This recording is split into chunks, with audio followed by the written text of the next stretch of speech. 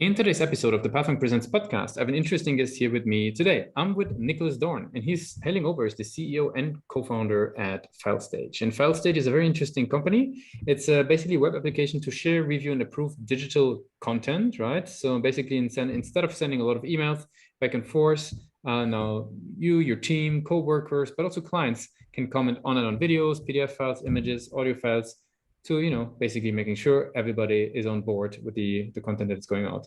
So today I'm very curious to have Niklas on the show, and then we're looking forward to get into it. So Niklas, welcome to Pathfind. Thanks a lot for your invitation. Hi. Of course, yeah. So maybe give us a quick overview in your own words. What is Filestage all about in in your perspective? Yes, sure. So Filestage is basically the market leader for review and approval software. The platform enables teams to easily share, collaborate, and approve any kind of digital content you have. So you can feedback and approve anything from videos, images, PDF, Word docs, podcasts, or entire websites with Filestage. And in a nutshell, I think how we positioned, I think this should also help a bit like to understand who we are. We are filling the gap in the marketing tech stack between like the content creation part and the publication side. So whenever you want to publish content on social media and so on. And by that, basically we free companies from complicated review rounds via emails, spreadsheets, nowadays also like via chat. And really structured in a simple way. Very cool. No, that makes a whole lot of sense. So, which types of companies would use it? Is it agencies primarily because they work with their clients? Is it internal usage? Is there a certain team size that you would have? What's a great fit for Filestage? Very good question. So when we started Filestage, it was mainly used by agencies and creative marketing agencies.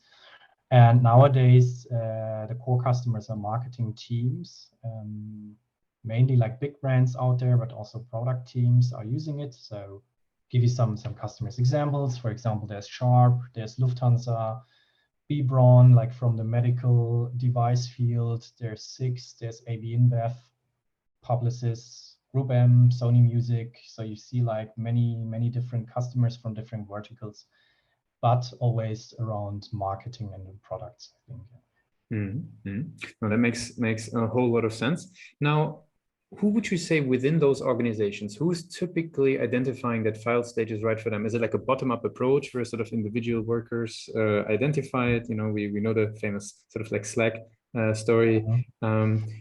Is it top-down, like as a sort of a strategic move to bring it into an organization to organize file sharing in a clean way? What do you typically, see who's the champion typically within the organizations? Yeah, I mean, historically we have always been pretty close to the user that really has the problem. So this comes because my co-founder used to work in an advertising agency firm. I have marketing experience and we experienced the problems ourselves. So we, from the beginning, let's say we felt the pain that our users were still feeling. And from that, it was kind of a natural thing to also address those pain points directly with the users.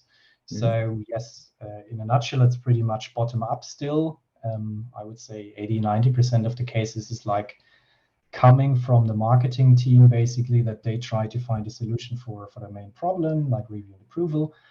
And then the rest, 10% or so, is like central operations or IT departments looking for a solution for the organization. Another nice way, basically, how people discover Filestage is often because they collaborate with external partners, let's say an agency. And then this agency starts to share projects, campaigns via Filestage with them.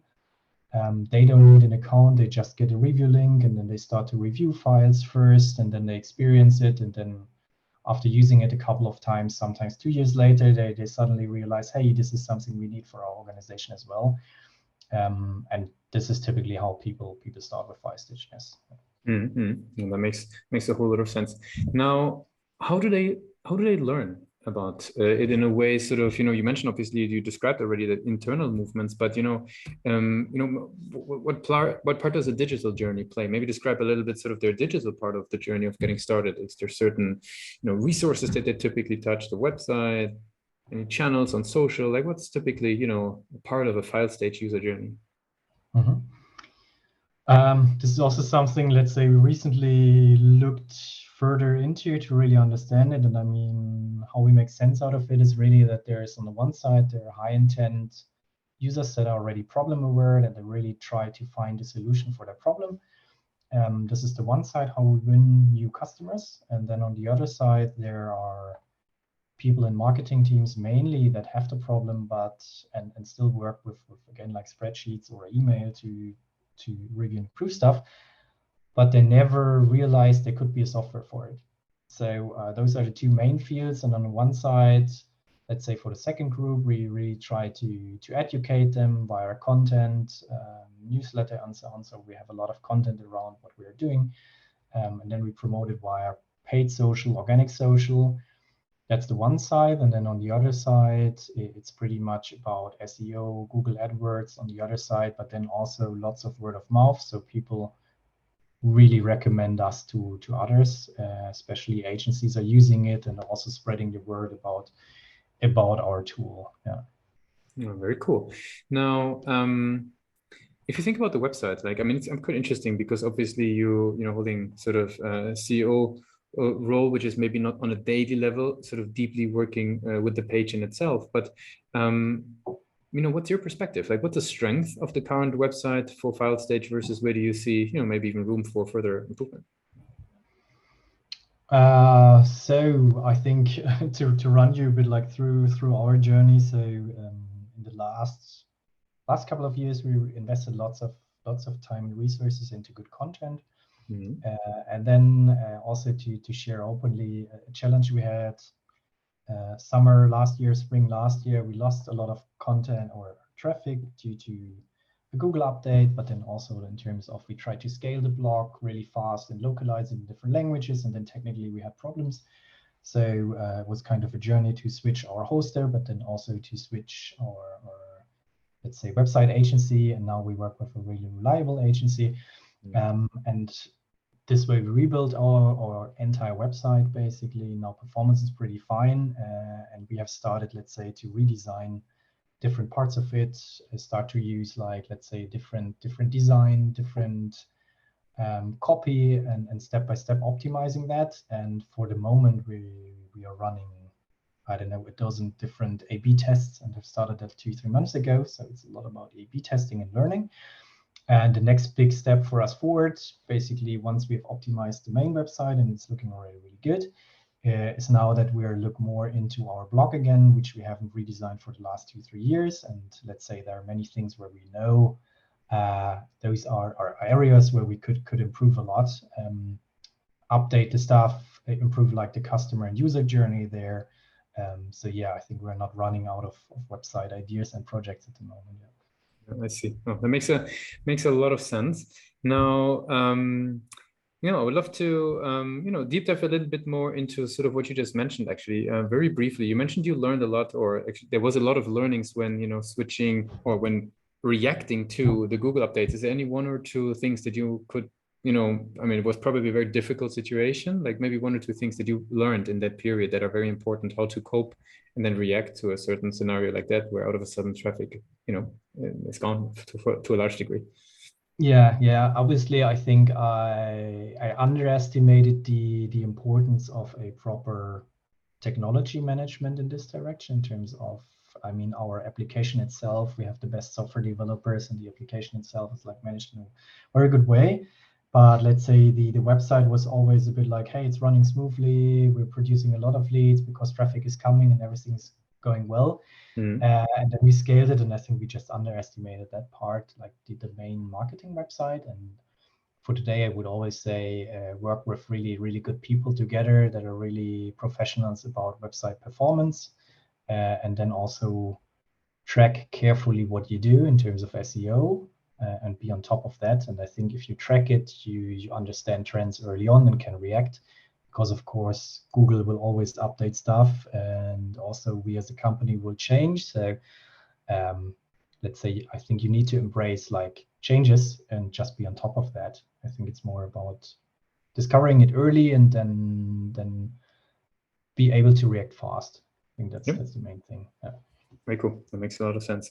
Now, now we talked about what you guys are doing. We talked about growth a little bit. We talked about the website. I'd love to talk with you a little bit about yourself and your journey. Now, you have a lot of hats, right? As a CEO, as a founder, you went through a long journey to build up the company. Where do you personally still like to educate yourself? Like, what's the one or two go-to places where do you think there you get high quality information that actually helps you in your journey, as a founder and CEO? Is it like platforms, peers, Yeah. groups? So let's say I'm not really good in remembering names, but one thing I definitely can pull first. So in general, I'm super interested in, of course, all the SaaS growth topics. I'm really interested in all the marketing topics. I just really love it.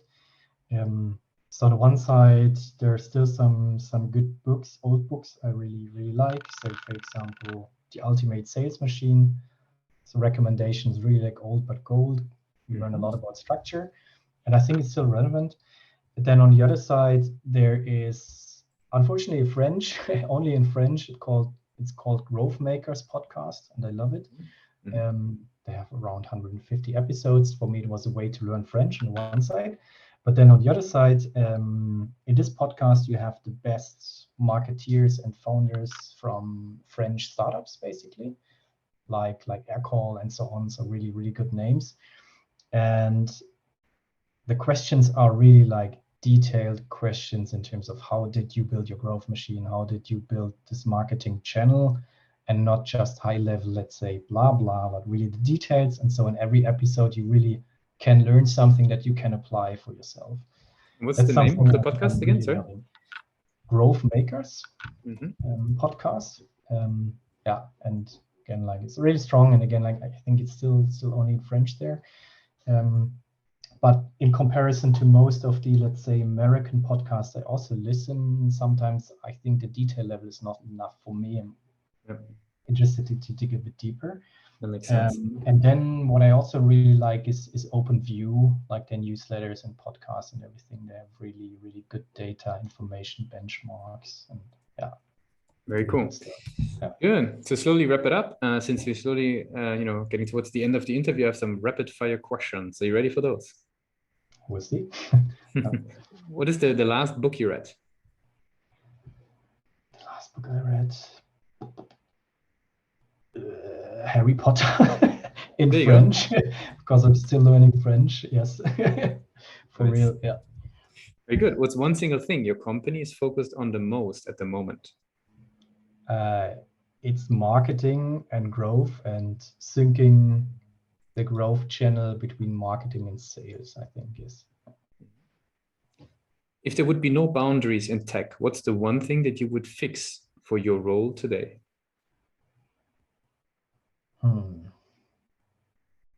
Difficult question.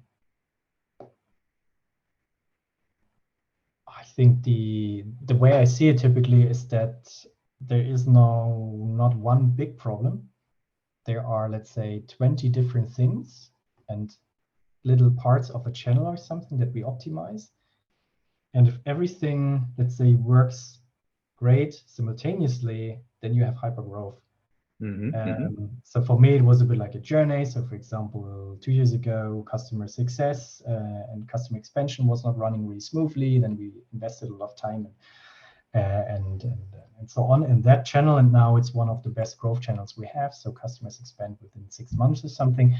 And then basically sales was the thing, like getting away from founder sales to building a sales team. And now it's a bit like figuring out the best way to bring leads into demos and really talk to them, because we learned like talking to them is the best way to really bring value to them.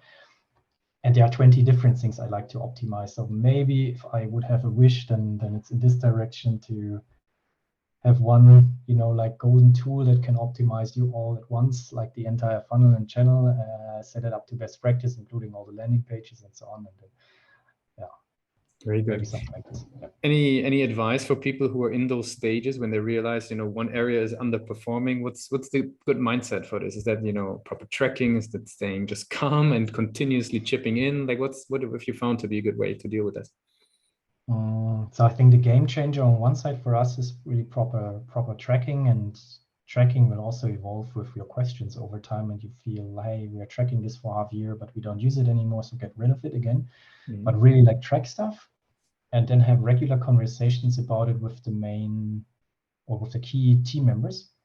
And sometimes it feels a bit like unnecessary, but just the fact that everybody's looking into it on a weekly basis will help to start meaningful discussions and then normally bring up new initiatives where you feel like, hey, this is a value where we have an issue.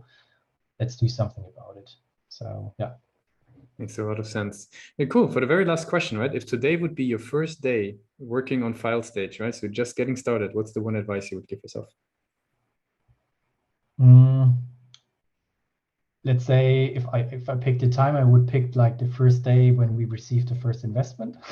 What I would do differently is basically I would hire great people early.